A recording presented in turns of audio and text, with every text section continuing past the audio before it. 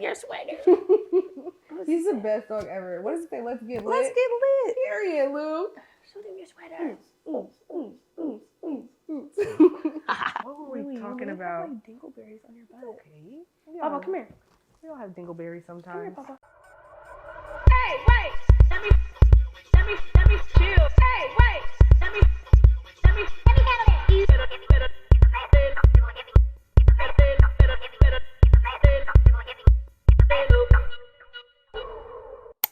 This is episode 11 of the Lay Low Podcast, and I have Victoria. Hi. Vic. Yeah, Big Vic. Thank you for agreeing to do this. Of course. How do you Thanks for having feel? me. I'm excited. You're excited? I love this journey for you. Oh, like, I'm so thank happy that you. you did it. Oh, Like, I just see you look so happy doing it. Oh, So I appreciate I love it. this for you. Makes me happy, but I'm just glad that I could come home and have you on here. I was determined to make sure you were on here because, yeah, you're like one of my favorite people. Yay. So this episode is titled Midnight Madness, kind of like March Madness, but like the future song. But I wanted to talk to you because you work in nightlife. You're a manager. Yes. And you've been doing it for a long time.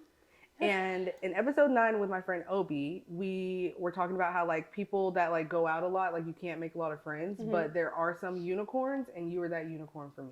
Okay. Yeah, like no, like when did we meet?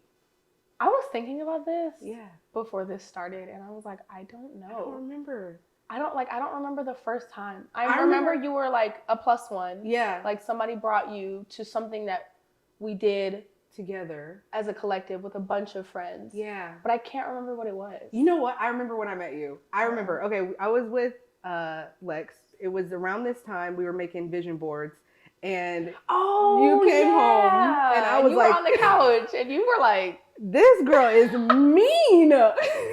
Victoria walked in. She was like, hey. I was like, hey, girl. I think I had just got off work. Yeah, you had just I got am off. not in a good mood No, when I get home you from had got work. off, and My then you corporate job. Yeah. Yeah. And we're going to work. And I didn't know you were there. Okay. So it was like, I walk in, I'm crabby from work, and I was just like, who's this girl on my couch? Like, and then you went in your room, got dressed, left, and then went right back to work, which I was like, damn, Yeah, like, my that other is job. insane. yeah. So I want to know, when did you start working in nightlife as a bottle girl, and how did you balance that with working a corporate job? I started working as a bottle girl in 2016, a year after I moved here. So I was only 19. Wow. Yeah. Is that legal? But at the time it was. Okay, Now okay. you can't work in a bar or in a strip club or anything until you're 21. You Okay. can't. I think you can't like work around alcohol. Makes sense. So I was 19 and I was just like excited, like, oh my God, yes. So like I was so like driven.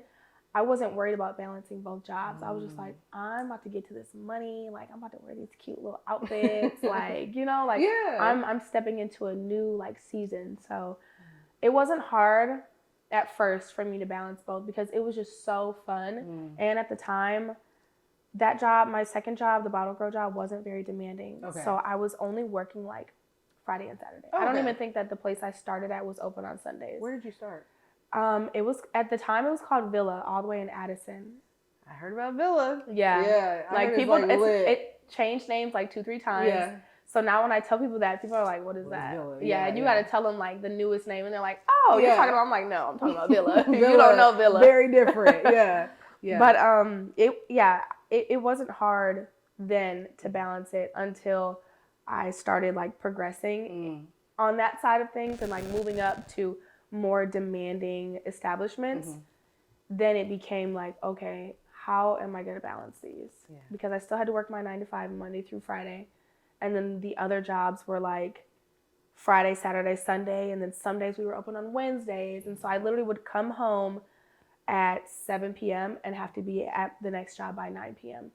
So I'd say like maybe a year or two in is when it started to get really demanding. And I was like, what am I doing? Yeah, this is a lot. Yeah. I just remember that day seeing you like come in. I think you had just got a tattoo as well. So like you left work, went to get a tattoo, came home, changed, left, and then you worked until 2-3 o'clock in the morning. Yep.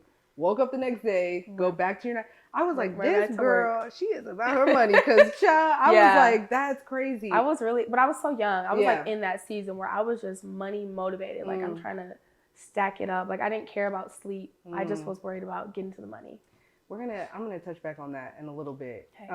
I'm curious, like, so getting into becoming a bottle girl, like what would you say are the requirements? What's expected of someone who wants to become one? Because I think, can I give you a little bit more background?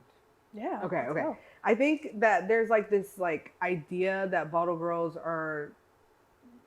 It doesn't take a lot to be one, Right. but it takes a lot of work. Absolutely. Like, it takes on your mental, it takes on your physical health. Like it's demanding. So if someone wants to go audition to be a bottle girl, what can they expect to have to do? You have to have good time management. Okay.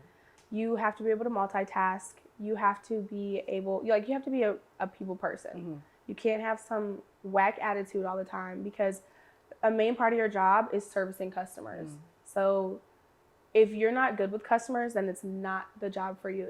If you've like worked in retail and you hate customers, then you're gonna hate being a bottle girl. Yeah. Like people just think being a bottle girl is so different because you just get to wear these cute outfits and drink liquor, and it's like no.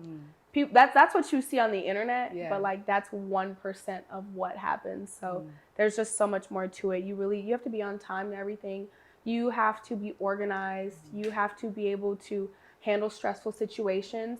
Some days, depending on where you work, it may be slow and you'll have one table, and some days it may be sold out and you have to be able to manage 4 or 5 tables.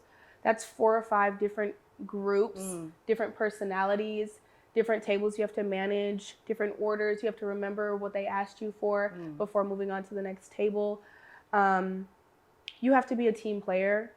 That's a huge thing. And a lot of people think I'm a team player, but when you get in there, you're not. You don't want to help the next person. You don't want to help their tables. You don't want to help them clean at the end of the night. You're just worried about you and going home. And a lot of things like that kind of weed out who can handle it and who can't. So a lot of times people, especially people who don't have experience, they'll go into it and they don't last like more than a week. I was going to ask you that because you, like in my experience, because I was just the going out friend. I'd be like, who got the section? I'll be right there. But it would be like a cycle of different girls coming in. And one thing you said was being a team player. I can't imagine working with another group of women like that.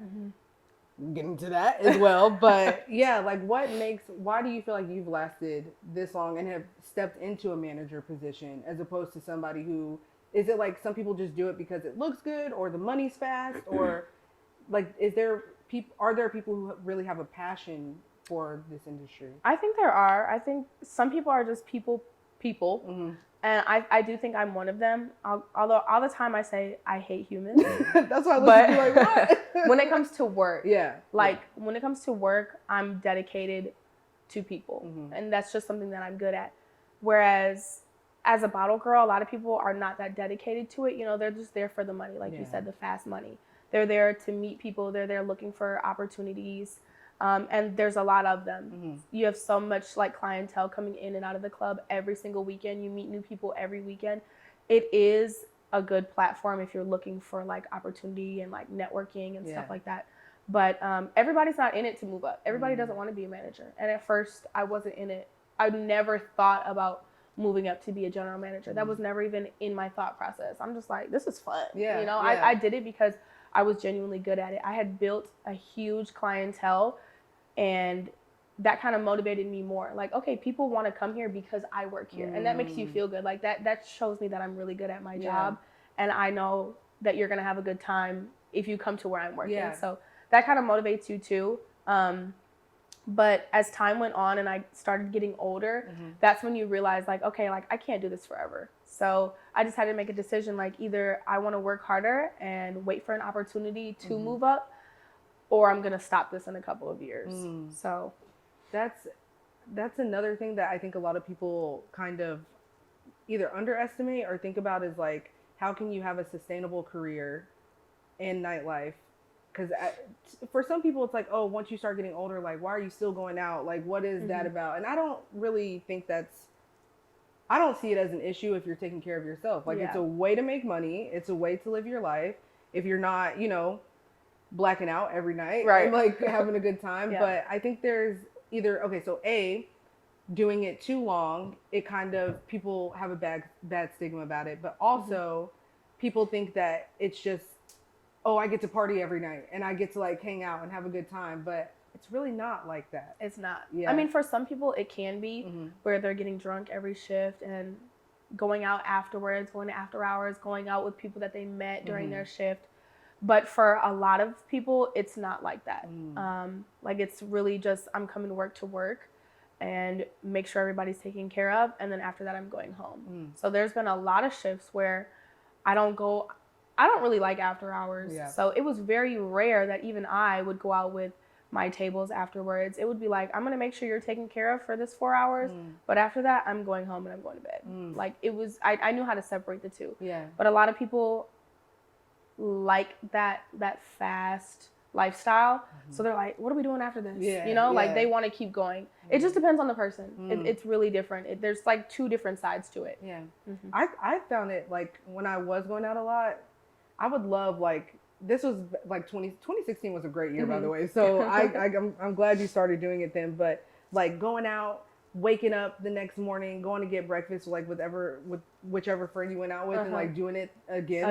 It's so much fun. Yeah. Like, everybody has to, I feel like, needs to have that experience. Yes. But I'm curious about like maintaining relationships, whether it's like platonic friendships or romantic, because I don't know if like, how do I say this? It's tough to like build a relationship with someone who works in nightlife. One, because your schedule is so crazy. Two, I think there can be some like jealousy issues that come into play, but also maintaining friendships because there's so many different personalities. So I have two questions for you. How do you maintain those relationships? But also, how do you make sure that you're maintaining a good relationship with yourself in order to build those relationships? So are we talking maintaining relationships with other people in the industry or outside of the industry? Can we do both? Yeah. Let's do both. So outside of the industry, you just have to have people who understand your schedule and understand what you do, because you're not going to be available at nights. Like, your schedule is going to be very opposite from everyone else.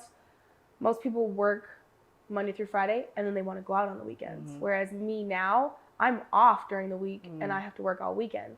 So there's situations where my friends invite me places and they know I can't go. They'll still invite me, but they'll be like, I know you can't come. Yeah. And I have a lot of friends that will intentionally come to my job because they know that's how they can include me in the things that they want to do. So you just have to have people that really understand what you do and respect it. A lot of people aren't going to respect that, and some people aren't going to understand it, and that's okay, but that'll weed out, you know, the good from the bad. I don't want to say the good from the bad, but the people who, you know, are understanding and who aren't. Now, when it comes to other people who are in the industry, it's challenging depending on what you do. When I was a bottle girl, I had all the friends in the world. But then it's like, once you start to move up, everybody doesn't want to see you win. And that really, really shows you, like, once you start getting more opportunities than the next person, people's true colors start showing, and you see like, oh, like, I thought this was my friend, but now you're not talking to me because I'm a manager. So it just, it really like weeds out, that's what I'll say, it weeds out the good from the bad and shows you like, okay, you're really not my friend, because if you were my friend, you would want to see me win. You would be happy that I'm moving up and getting these opportunities. But in reality, you're mad because it's not you. So, which is weird. You would think people would be like celebrating you so they could, I mean, not to be like an opportunist, but also like the company you keep speaks a lot about who you are. So I'd be like, girl, you a manager? Let's figure out too, like, where can I go? Yeah, that's so weird. Right. I lost a lot of friends when I got promoted, like a lot. It's like industry wise, but I also built a lot. Once I got promoted, because people respect you differently, obviously, once you get into a new position. But I'd say the people that I worked with on the same level, I'm not friends with anymore. So weird. Yeah, it's very weird. Bitches be mad. It was really eye-opening, and it was really sad. Yeah. Like, dang, like, I thought these people would be happy for me, and they weren't. But that's okay because it helped me build new relationships with people who were happy for me and really respected the growth that I've had in the industry. That makes me kind of rethink my statement about like you can't have friends if you're going out all the time, because I think that type of energy is seen in all different industries, like even corporate. Like you start doing better, people are like, oh, she thinks she better than everybody, you know, like oh, she thinks she can tell me what to do now. Yeah, It's the same thing. That's so okay. Well, y'all are weird. Just saying. But no, and I also like that you said like, because I know for me, like when I come out here, I know I'm going to come to see you at work because that's the time that we get to spend together. And when I lived here, we used to do like other things, like go bowling or like go eat, like during the week. During the week when I didn't have to work. Unless it was like a Wednesday, and after dinner, I would come to your club. Like I'm gonna spend time with my friend. This is a controversial. I have so many questions, so I'm trying to like break it down in my head. There's been like a lot of talk about the Paperbag test. Do you know what that is? No. Okay, so as a manager, like when you are hiring bottle girls, there's this idea that you have to be a certain skin tone, have a certain look. I think the look is important because you're working with clients, but what can you say about women that might be darker skinned or they don't pass the Paperbag test? Is that something that you see often? Is it real? I do think it's real, especially depending on where you're located. Like other cities, other states, for example, that are really, really popular, have a lot of celebrities coming in and out. You do see a predominantly, like a certain look, I'd say. I'd say here, there are people who say that some people do that. Yeah. Like there's certain groups and clubs that are known for that out here. Thankfully, as far as I know, we're not known for that. But, y'all have a good like mix. Yeah. And that's something that I really pride ourselves on. We don't discriminate in any way. I'm looking for people who know what they're doing, quite frankly. Like obviously there's a look that you have to maintain. Like 50% of your job is your look. You know, you're what is selling the products. So you do have to look a certain way. However, skin tone is not a part of a look. Skin tone is something that's attached to you, has nothing to do with your makeup or your hairstyles or how you dress. So that's not something that I consider at all when someone's reaching out for a job. I'm more so looking at like your experience and seeing if you know what you're doing. That's the number one thing that I look at. As soon as people DM me and ask me for a job, my first question is, what kind of experience do you have? That's literally my first question, and people can attest to that. Because if you don't have experience, unfortunately, this isn't the place where you can come with no experience. If you have no experience, you have to start low and building your resume. You can't just start in corporate. You have to start lower and build that customer service experience or whatever, and then get to the level that you want to be on. You can't work at one of the biggest places in the city with no experience. So when you say like you work in a customer service role, does it have to be bartending? Does it have to be in that area, or could like what type of experience would you look for? Primarily I'm looking for serving experience. I need somebody who's good with customers and that knows how to manage a lot of tables and high volume. Gotcha. Because like I said, we're one of the most popular establishments in the city right now. So you're going to have days where I unfortunately need you to manage 4 or 5 tables without messing up. I don't have time for you running the wrong card on somebody else's tab, sending somebody the wrong bottles, not servicing a table for over an hour. Like you have to be able to manage a lot at one time. And typically people with serving experience are really, really good with that. But you do get a lot of people who are like, oh, what is this? I work at Ulta. I'm like, girl, you're so cute. I worked at Ulta too. That is not bottle service. Let me tell you. It's completely different. You said you're so cute. And also managing like, cause I'm that girl that as soon as I start drinking and somebody bumps me in the club, everybody's like, come on, let's go home. Because I'm like, you can't say excuse me. You know, like, so even being in that environment of like having to manage like all the people around and like, that's a lot. Like I can't imagine like dealing with certain things that men do or like, you have to really, I feel like, hold yourself in a certain standard and like a certain way. And even though when I first met you, I thought like, damn, this bitch is mean. I didn't mean to call you bitch, but you know what I mean? I respected you like off top. And so how did you develop that, I guess, energy about yourself? You're not an easy person to get to know, Victoria, like at all. I know. But you're the most loving person I think I've ever met. Yeah. It's like once you get past that wall, Mhm. then it's like, then you get that next side of me. Yeah. But I've just been through a lot in my life. I've had people do some very malicious things to me that you know of. Mhm. And unfortunately, that has really made me put a wall up with people. And it's not that I'm being mean, it's that I don't know you and I don't want to know you and I don't trust you. And until you give me a reason to trust you, I'm probably not going to talk to you. Yeah. And That's unfortunately, people have really messed me up in the head. And I know y'all going to be like, go to therapy. I have. Yes. Don't worry. Yes. That's just who I am as a person. That's just what I have found is the best way for me to build relationships with people. It's for me to go kind of, I wouldn't say like trial and error, but it's like, you have to give me a reason to trust you before I even want to like consider being your friend. I can be social with people. I'm a lot more social with people now. Like, I'm not as raw anymore. I think it's just because of like my job. I have to be more social with people now. But as far as like opening up to people and being friendly and being social, and that does take me some time. But once like I get to know you a little bit more and maybe be around you a couple of times and I can see like your intentions are genuine, you're an authentic person, okay, then I'll start opening up a little bit more.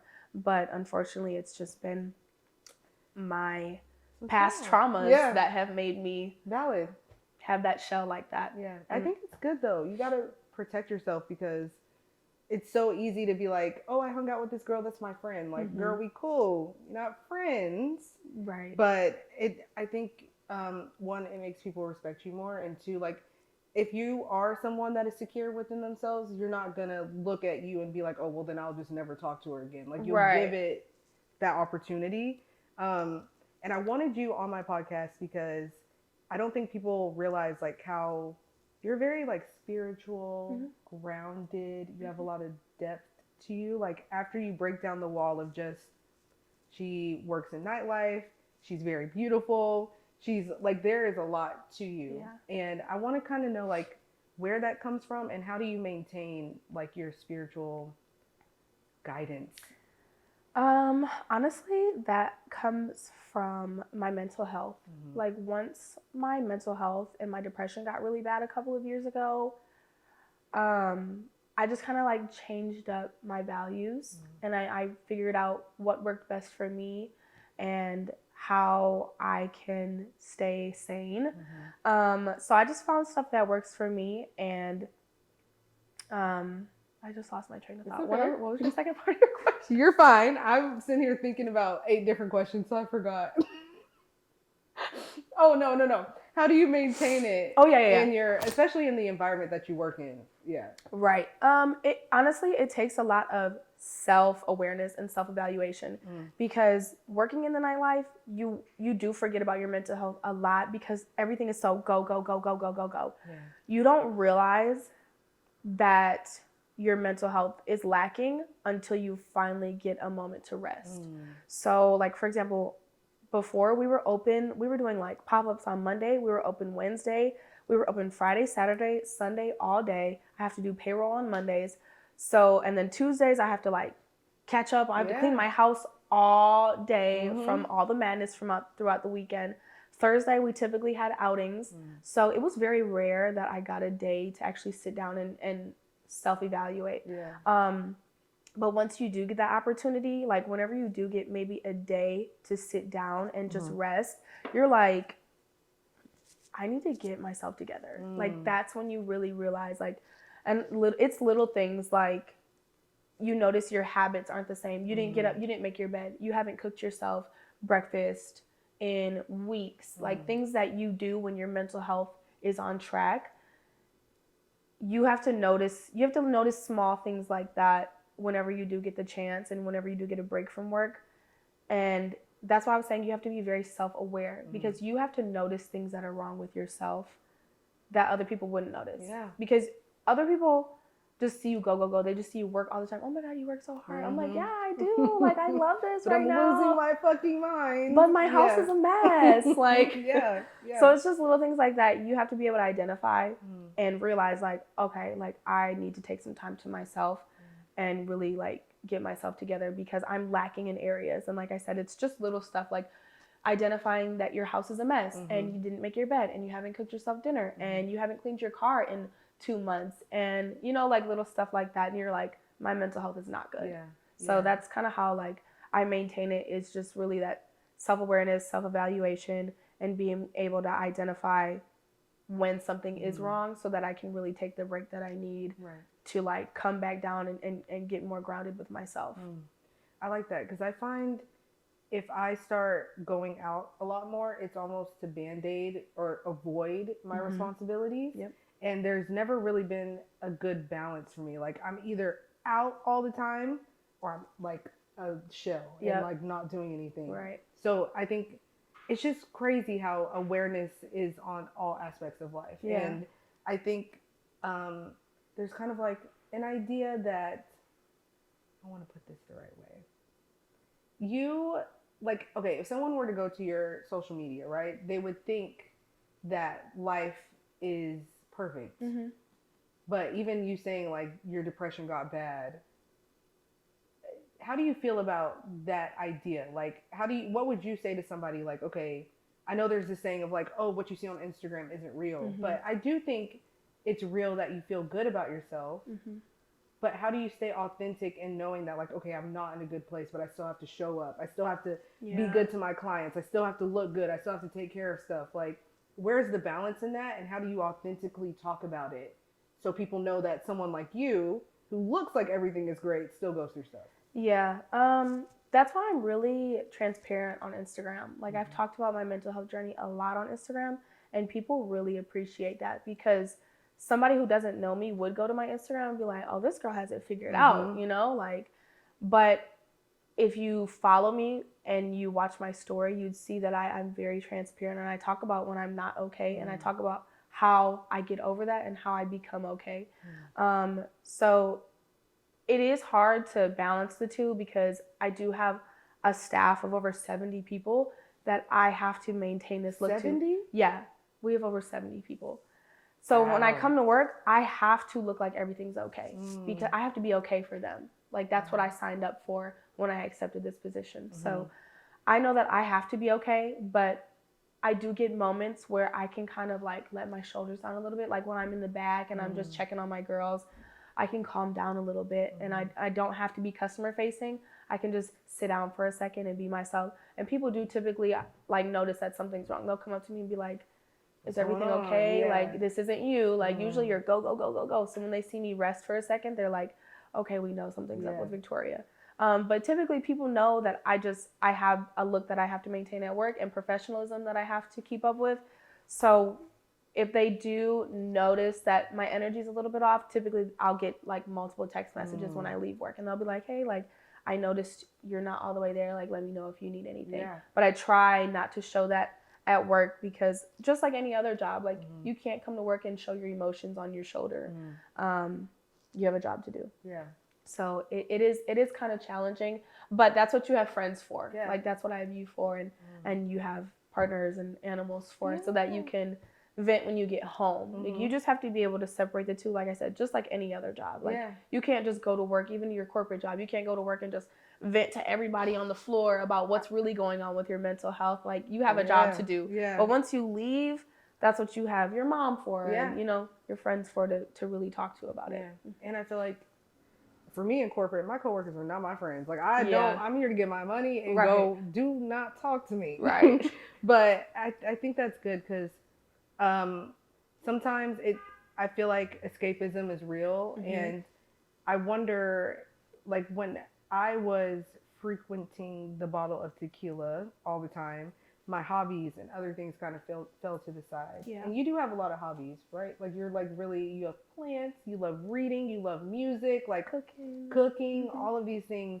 Do you think that, is there anything outside of what you're doing now that you wish you could invest more of your time in? Yeah, I really want to learn how to play the piano. Really? I have a piano. I don't know where y'all put it. Oh, it's in that box? Yeah, girl, I've had that for a year. Victoria. And I told myself in 2023 I was going to learn how to play the piano, and then I got so busy and I haven't taken it out of the box. I did not know that. Yeah. YouTube University, girl. You gotta I know, right? Yeah. TikTok. Yeah. I really want to learn. I really do. That's something that I said I'm really going to put my mind to in 2024. I promise. By the end of 2024, there's a certain song I want to know how to play. What song is it? Interstellar. Who's that by? I don't know. Apparently it's like a movie. It's Is a it movie. Bohemian Rhapsody? Interstellar? No. Interstellar's a movie. Right. Oh, it's a I knew movie. it, yeah. But there's like a song that it's known for. It's called Interstellar by Hans Zimmer. I think that is it. I follow this guy on TikTok who like plays the piano so good. And the Yeah. first time I heard him play that, I was like crying. I was like, I'm going to learn how to do that. So I can make people cry. I'm going to hold you to it. Like, I will call you and be like, 10 minutes a day. I'm taking piano. I'm going to like take piano. Oh, okay, my perfect. grandpa takes piano lessons. Really? Yeah. So I'm like going to be dedicated in 2024. I never knew this about you. I know. That makes me so excited. Boy said, yes, Mom. You got to learn how to play piano. No, I think that's amazing. Yeah, I'll definitely hold you to it. I just drew a blank. Give me a second. I was thinking about Interstellar. I'm trying to think of what movie that is. I've honestly never seen the movie. You've never seen it? No. And you like sci-fi stuff like that too. Is it like sci-fi? Isn't it like It's a like- space movie? Yeah. Yeah. Like space and time. Yeah. It's so good. Oh, I'm gonna watch that tonight. Not even got it. Oh, it's Yeah, definitely I've good seen then. like the trailers, but I've never watched it. I just know the song. Say less. I'm gonna be like, did you go to your piano lesson today? Absolutely. Catch me at the end of 2024. 2024. I got you. When I met you, you were like super passionate and really proud of the work that you did in corporate America. And you were working, I don't know, it was like when I met you, you were at said job that we will not name for like 2 or 3 years. And it was a really big surprise to me when you decided not to go back into corporate America once you became a manager. Yeah, it was surprising for me too. But Life had other plans. yeah, I was there for 6 years. 6 years? 6 years, and they treated me like boo boo. They treat everybody like boo boo. Everyone, But especially someone for 6 years is crazy. you would think, right? That yeah. Yeah. I mean, I get it because when I got promoted, my job was way more demanding. So I didn't have extra time. Like, you know, we had all those, what do you call it? They like they judge you, they rate you based on all these different categories. And because I didn't hang out with them outside of work and I didn't dedicate all of the little 5 minutes of free time that I had, I didn't dedicate to the company. So I don't know. I think they just stopped liking me. I actually got fired for attendance. For attendance? Yeah, but Do you know girl. they gave me a strike my like 3rd week of being there because I needed to go to the doctor. I go every month to get my ADHD medicine. And I put in a request 2 weeks prior to say like I need to go to the doctor and they denied it. So I went anyway. And Right, they gave I gotta me a go to the strike. doctor. I'm going to like what are you talking about? So F them for that. 100% F them. But I'm curious about, like, one, I think you brought up a good point because, like, the job that I just stopped working at because I got a new job, doing this podcast, they were, like, I felt like trying to sabotage me. Like, that sounds like, oh, my God, I think I'm so, like, perfect or, like, such a big person. But it felt like they knew what I was doing and I didn't have as much time to give them. Like, I refused to work until 7. My manager would call me on a Sunday morning at 6 in the morning and, like, blow me up. And I was like, I can't focus like that. So do you have plans to ever go back into corporate America? And if somebody is kind of like us, like has side hustles and is trying to like build our money up, how would you tell them to manage corporate expectations and other things? I asked you a bunch of questions in one. I don't plan on going back to corporate anytime soon. Being out of corporate now shows me how that was literally the worst time of my entire life. It was cool at first, you know, because that was my first big girl job. But like being there for so long and feeling so undervalued, it just really shows you that you're nothing but a number in corporate and they will literally replace you quicker than they found you. So that kind of treatment really makes you never want to dedicate your time to a place like that ever again. But for somebody who does want to manage both, it's definitely possible. You just have to be so motivated. Like your goals have to be like Yeah. at the And how do top. I'm sorry. You know what I mean? Like Yeah. like you have to be so driven that you are willing to do anything to reach your goals. And that will really make you deal with whatever it is. If you found a really good paying corporate job, you'll go. Yeah. You're gonna go. Yeah. But you're still gonna do that side hustle too. Like Yeah. you're gonna be tired, you're probably gonna hate that corporate job, but if you're motivated enough, you're going to do it.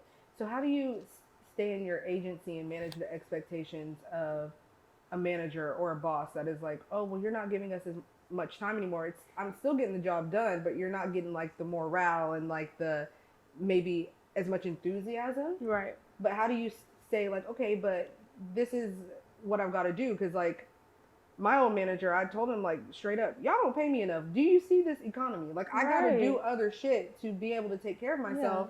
Yeah. And for them, it's like you're vacationing 3 weeks out of the month and make this much money, but you expect me to give all of my focus to you. Right. And bitch, I can barely afford my groceries. Right. So it's like, I'm barely sleeping over here. Yeah, like a bitch is sad. So how do you tell someone to like manage that expectation and also understand that wanting more is not a bad thing and you deserve it? I think if you are going to go the corporate route or try to manage corporate and another side hustle, I think that you do have to have the expectation that they're going to want a lot of your free time. Because once they see that you're using your free time and dedicating it to someone else or something else, they are going to get their panties in a bunch. And I do think it depends on the place that you work. Not all places are like that. So, but I'm just speaking on, where we worked at. They hated to see you living your life. But if you are, I think just try to find a place that is understanding and really values work-life balance. Because a lot of corporate places don't care about your personal life. So if you're lucky enough to find a place that does, then you really should value it, because a lot of places don't. They could care less. Is there fear in like people knowing like, okay, this might be an issue, maybe I should wait to do the side hustle? Or is it like, if it's not working for you, quit and go find another corporate job that might work for you?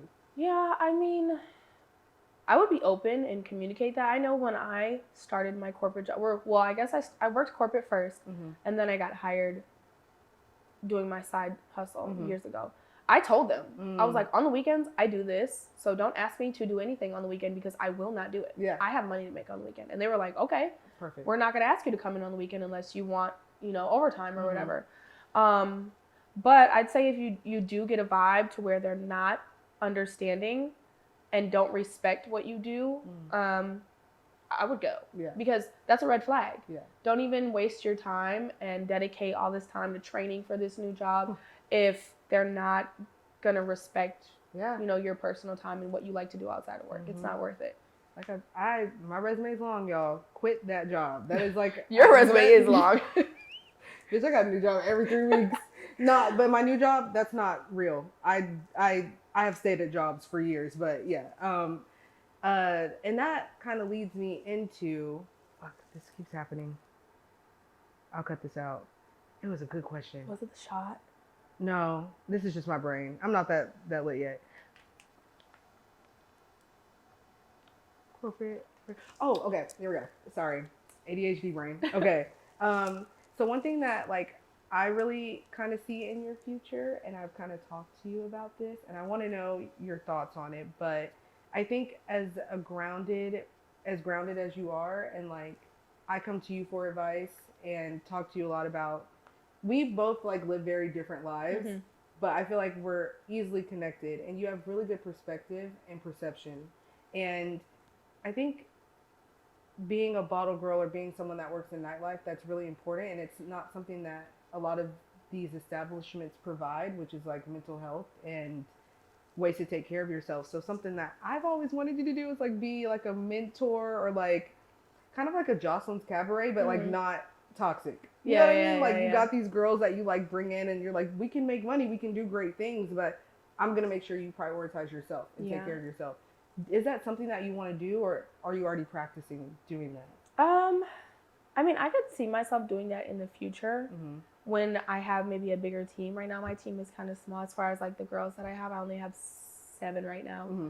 So, I mean, as time goes on, I do want to do more. I want to manage more places and bigger establishments in the future. Hopefully, we open up more to where I'll have a more solid foundation, and I feel like I can take off doing something like that. That's something I would really be interested in because I have so much experience and I've been through all these highs and lows that a lot of these girls haven't been through yet because they're still in those young stages. They're still 21 and they haven't experienced all the stuff that I have Life yet. is very different. Yeah. Yeah. So I do think over time, and especially as I get older and I just keep learning, and now that I'm managing a whole place by myself, I'm just gaining more and more knowledge that I do feel could be very beneficial to people who, like, I could have used someone like that when I was in their position. So I think as time goes on, that is something that I would be really interested in. It's just got to be the right time. Yeah. Yeah. I feel that. I think you would be great for it. Definitely. I want to know, we're going to get into a little bit of tea. Ooh. Without you telling on yourself, but like telling the tea. What is like the craziest experience you've had in nightlife to this day? I have literally been thinking about this question since you sent me the Okay, outline. cool. Because I don't know. You don't know? I don't know. I could sit here for an hour and tell you stories about things that have happened. I've been a part of a few of them, and that's why I'm like, girl. I don't know. There's just especially now that I'm a manager, I deal with so much more hands-on. Like, now I deal with some crazy stuff. Back then, it was just, like, when I was a bottle girl, it's like little catty stuff. People not paying their tab, their cards declining, girls trying to fight you for talking to their man. Why would somebody get a table and they can't afford it? Well, I don't even know if it's that they can't afford it, but a lot of people's bank will decline it. And so then they're just, like, stuck in this pickle where they're like, you got to wait till, like, get that confirmation text. Yeah. And sometimes they don't get the text and their bank is closed on the weekend. So it's just a mess. But now that the customers in our establishment are my responsibility, I'm dealing with, like, the crazy stuff that I never saw as a bottle girl. Like, some stuff, like, I literally cannot even talk about. But I don't know what the craziest one would be. There's just something new every single time I go to work. There is something new. How do you not lose your shit? That's a good question. How do you lay low so you don't? I have actually a few more, but so you don't lose your shit. You have to be able. You really have to be able to separate the two. You really do. Like, when you're at work, you have to know mentally this is just work. It is a lot dealing with so many different personalities, from your staff to the customers. It is a lot, but that's why it's so important to really decompress when you get home and, like, turn your phone off and take time for yourself, because dealing with all those personalities really can be overwhelming and can kind of stick to you. So it's really important when you're off work or whenever you do have free time to do things that are completely not work related, because otherwise you will really drive yourself insane. Absolutely.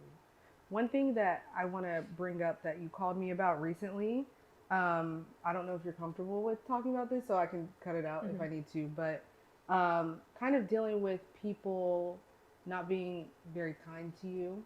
A little bit of, I don't want to say jealousy, but that's clearly what it is from my perspective. And just trying to find, like, your tribe, but also dealing with individuals who just don't like you. Like, I remember you said, like, I just don't understand why people don't like me when I've not done anything.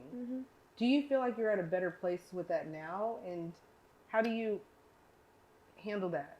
I do feel like I'm more accepting of it. I know I have a very strong personality, and everybody is not going to like that. And I'm at a place now where I'm like, that's okay. I probably would not like me. Like, I don't know. I really don't know. Like, I like people like you who are nice, because I'm so bold and I'm so standoffish and I'm so blunt. I naturally gravitate towards people who are the opposite of me. I feel like that's why opposites attract. So people who are very nice and welcoming and outgoing like yourself kind of need the friend that's not so much like that. You were like, if I got Victoria with me, I know I'm good. Yeah, you make me want to be more like you. Right. Yeah. That's why I was saying opposites attract, because we just go together, like, very well. So I just blanked. What was the original question, so I don't start veering off? It's okay. No, just dealing with, like, I think a lot people, of you said people not liking. just wanting to feel accepted, but yeah. understanding that you might not be, and Okay. But it's harder at work, I'd say, for people to like you because you're a manager, so you don't know if people are just being kind to you because you're their boss or because they genuinely do like you. So as time goes on, as you start to build a better relationship with your staff and employees and people at work, that like time really will reveal that whether it's like somebody like this person really actually likes me and we have a very good connection, or this person just messes with me at work. And that's like something that I called you about, that like time really reveals that, and situations will reveal that. it's okay. Why do I keep doing that? I keep doing it. It's because too. I'm trying to, like, your questions are like 2 parts, and so then I try That's to remember my the fault. second part, and I need to and then I'm stop like, fuck, doing what was that the second shit. part? I've been watching Diane Sawyer, and she's so good about not doing it, and I can't. But What was the second part? I don't even remember the second part at this point. I feel like it was really important. Oh, just wanting to be accepted, I guess, by so many people. Fuck. But not even in work. No, you're right. You're right. I got it. Okay. It's like when I call you and we're like, girl, so this happened, and then I'll be like, oh my god, a squirrel, and they'll be like, yeah. As far as wanting to be accepted, I don't really care anymore.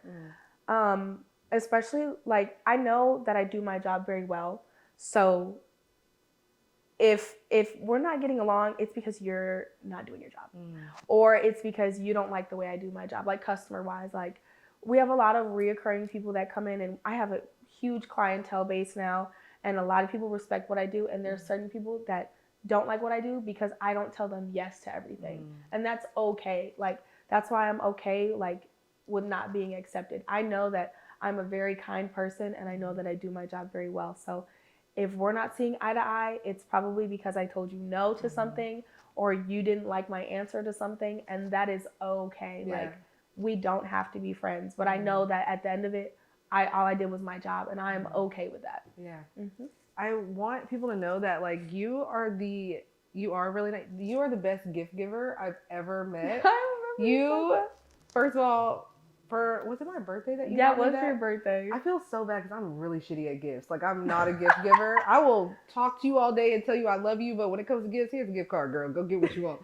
But you got me that plaque, and then Max ate up the snake that you got me for Harry Potter, but I can put it back together. That's okay. Okay, cool. Yeah. But no, just like thoughtful and kind in that way. And I think outside of your work, I wanted to point that out, that like you're still a real person, and you're a kind person and a caring person. And I just wonder, like, I like to ask people this question, but if in the next 5 years or the next year, like, what do you hope to embody, and who do you want to be that's not in, maybe not in like terms of just work, but just yourself as a person? Because I fear that like in nightlife, it's an escape. It's a form of escapism. It's a form of being able to enjoy life and like let your hair down and have a good time. But I really want to see more, like, I think the world is shifting collectively to a mindset of like taking care of yourself and being kind to yourself. Yeah. So yeah, just like outside of work, like who do you want to be? I was just talking to somebody about this. I want to get back to like who I was maybe like a year ago, where I was like so focused on me and my mental health and just improving areas in my life that I saw were lacking. I was very, very good at separating work and like managing my mental health and prioritizing that. I was going outside every day, taking Louie to the park. We're sitting there watching the sky, reading books, like just little stuff like that. I really want to get more connected with myself. It is hard right now just because of the growth that we have at work and how demanding it has been. So it's been kind of hard to prioritize me because I have to prioritize everything else around me, and I have so much to manage and so many people that I have to worry about. Especially around the holidays, I have to worry about Christmas and New Year's, and we're doing 2 venues for New Year's and so much staff, and it's really a lot right now. But like once it slows down, I really want to learn to play the piano and just take time to worry about Victoria again and get back to like who I was and get back to reading books and going outside and just doing things that I like for me. I want to tell you though, I do love who you were last year, but I think you should be proud of who you are now, because I think your perspective, even like when we do talk, I'm like, oh, she's grown a lot. Like even in the last 5 or 6 months, like the stuff that I don't even know what we used to get into, but just hearing like, girl, messy. We're messy. It was fun though. Like it was fun. We were having drama, but it was like we had fun, but it would be some stuff. But even the way that you tell me like, okay, I'm thinking about doing this, but I want to make sure this is the right decision before I do it. Or like, is this going to benefit me for my future? And I think my podcast is a lot about like just kind of going with the ebb and flow of life and just allowing things to be what it is. So do you think that this is a sustainable career for you? Or do you have, and if you don't have an idea of what you want to do, that's cool too. I support it, but yeah. I'm comfortable with what I'm doing now. And I know that I'm good at it. Like I have the personality. I know. You could be a bad bitch in LA doing it. We'll talk about that another time. Yeah. I just have built my portfolio here, my platform here, my clientele here. Like I know everybody here. So it's just what I'm comfortable with and what I'm good at, and people really respect what I do here. So I can see myself doing it for a long time. Like I said earlier, hopefully we open up more establishments so that I can expand, you know, where I'm at. And then maybe in other states. That would be fun.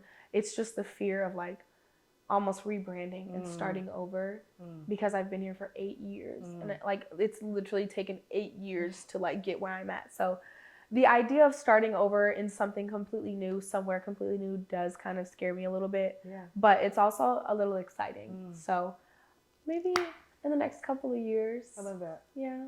I'll come to LA maybe. Girl, I don't know about me. LA has chewed me up, girl. I don't know. We'll see. But no, I would love that. And I have 2 more questions for you. Okay. So number 1, we talked a little bit about maintaining relationships within your industry, and also like how to be in a healthy, we didn't really get too much into like how to be in a healthy relationship, but why do men always think like bottle girls are like dodo brains? Like all you can do is like throw money at them, throw a trip at them. And how do women start saying like, look, I'm more than this. I deserve more than this. Like, how do we break that stigma? Because it pisses me off. Yeah. It is frustrating that people do think that about bottle girls, but to be very honest, like some bottle girls are like I said earlier, some of them are just, you're in it just looking for an opportunity. So when you do meet somebody who's throwing a trip at you, throwing some extra money at you, they're gonna take it. It's like bait for a fish. Yeah. Some fish are in a sea because they're just looking for bait, and they probably know they're going to die from eating that bait, but it's like they're hungry. Yeah. So it's like it's the same thing. It's some people though, in some places. So not everywhere though, but I do hate that men have that idea about all bottle girls, because they're not all like that. And I would say the way that you break that is saying no. You know, they will offer you money or trips or whatever so that you can come home with them, or don't go into work, I'll give you this. You have to stand to your own morals, and if that's not what you're in it for, you simply have to say no. And a lot of times they will respect that. They'll be like, okay, like you're not one of them, basically. Like I know that I can't, that's not gonna work on you. Right. So, and you shouldn't feel bad, I think, if they say, if they're like, oh, you're not one of them, I'm going to move on to the next one. There's nothing wrong with you if you feel that way. Yeah. Yeah. No, I think you should have pride in that. Like, yeah, they're going to be butthurt because they have egos. Like, men are going to be mad that you don't want to come with them. Like, oh, do you know who I am? Like, that's great, but I still don't want to go. Yeah. But you should really pride yourself in knowing that you said no and that you stuck to like what you believe in, and that you didn't just go for it. Yeah, exactly. And also there's like this big conversation recently about women who don't get approached in clubs and don't get talked to a lot. Sometimes it is because you might just not be that one, but sometimes it's also men can feel certain energy and like what you're willing to give and what you're not willing to give, and like sometimes it's just you are not meant for that type of person, and it's okay to, like you said, take pride in being a little different. Yeah, there's nothing wrong with that, especially in that industry. That's good. That's something that you should be proud of. Yeah. Knowing that you're there to work. Exactly. And make your money. But if you can get a bag and you're okay with getting a bag, Get take the it. bag. Yeah. Go get it. I'm not mad at you, babe. Yeah. Well, my last question for you is like, with your job kind of being about escaping the world, I think it's also important to tap into it. I personally try not to focus too much on what's going on in the world because I think it's a little depressing. But I think without being aware, then we are not aware of ourselves and just all of that. So based off of like what we've talked about today and like what's going on in your life and what's going on in the world, what is something that has been on your mind recently that maybe I didn't ask you about or you would want to kind of bring up? Maybe if you have advice for people, anything like that. You take your time. There's been a lot on my mind lately, man. A lot. But I do have advice for people too. Like, you mean advice for people like on how to get into the industry?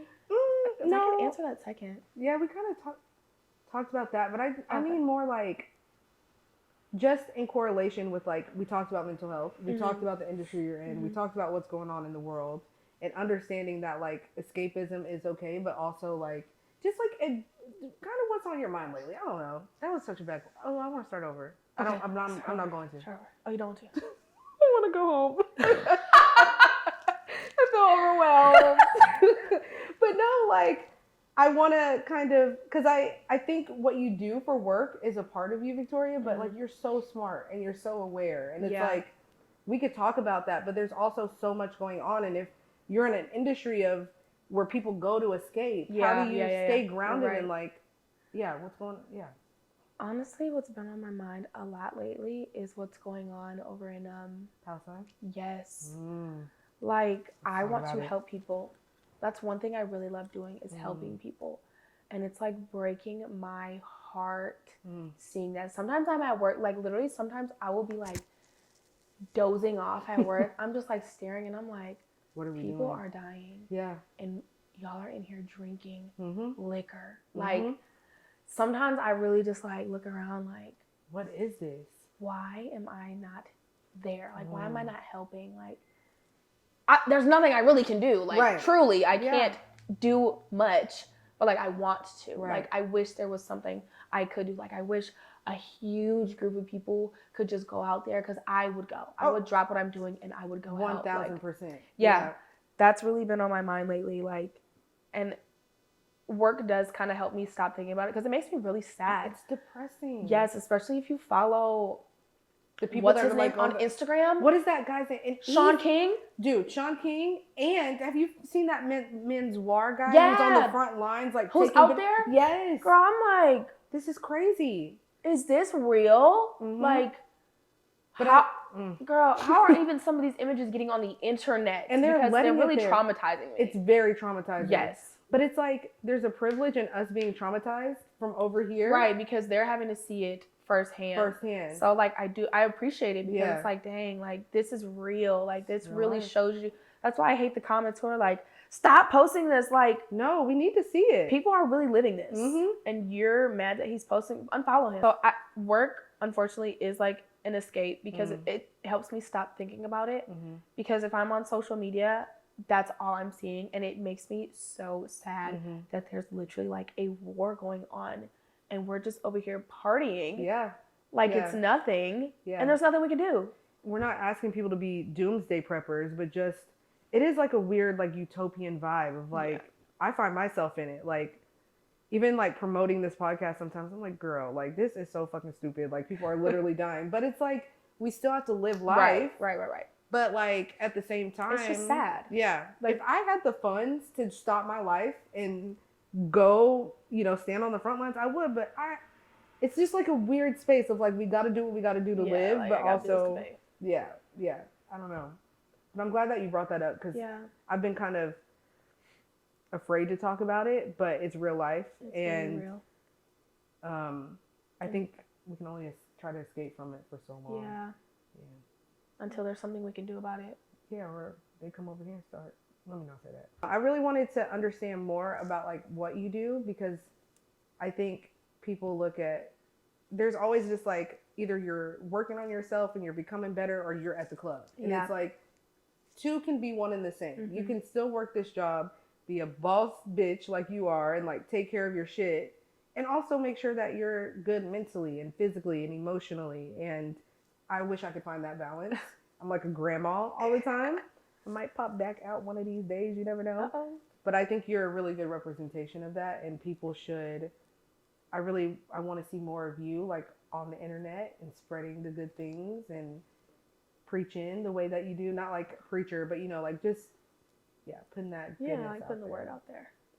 So like, can you start doing that more? I'll work on it. Okay. You know, lately I've been not on social media as much. That's valid. Lately. Yeah, I hate social media. Cloud your mind. Yeah. Yeah. I love being disconnected. Like, I love it. Sometimes I'm like, dang, I ain't posting on 4 days. They don't need, I mean, I wouldn't mind seeing you every day, but I mean, I get it. Like, it's like, there's this part of like, oh, I need to like put myself out there and like show my face, but also it's like, you don't want to see all that shit all the time. Yeah. It's exhausting. Like, I'm okay with being off of it. Mhm. I'm one of those people that would be so okay if all social media disappeared. Do you know what I want? One day the entire internet shuts down. Forever. I would be so happy. So happy. So Like, happy. You can just live in the moment. Mhm. Because we're so worried about what everybody else is doing on the internet, showing people what we're doing. I would be so happy if, like, maybe just every phone blew up or something. Yeah. Like, Ooh. where we just had to live our own lives. I would love that. That would be great. Even if it's 24 hours. I think if it happened for 24 hours, everybody would be more willing to be like, oh, man, fuck this shit. Yeah. Maybe. I don't know. You know, when Instagram goes down, people Freak out. for 5 minutes. Five- They're texting in the group chat. Is anybody else's Instagram not That working? is so I'm like, crazy. I'm not on Instagram. And they're like, oh, it's fucking with my money. 5 minutes ain't gonna make a difference. Right. God, hey, yeah. I get it. You will be okay. Okay. Well, Victoria, thank you so much. I really am glad people got to know you better. Me too. Thank you for agreeing to do this and letting me bombard you. Thanks for having me. Yeah. And Louie. And Louie. Thanks for having me, Louie. He was Thanks such a for good having boy. me. I love his sweater. Can I show them his sweater? Yeah. Yeah. Can I put this down? Yeah, you can put it Show them your sweater. on. He's the best dog ever. What does it say? Let's get lit. Let's get lit. Period, Lou. Show them your sweater. Thank you, Victoria. I know we don't hug a lot and say like love you a lot, but I truly do love you. Oh, I love you too, Court. Thank you. All right, y'all. We'll see you later. Bye.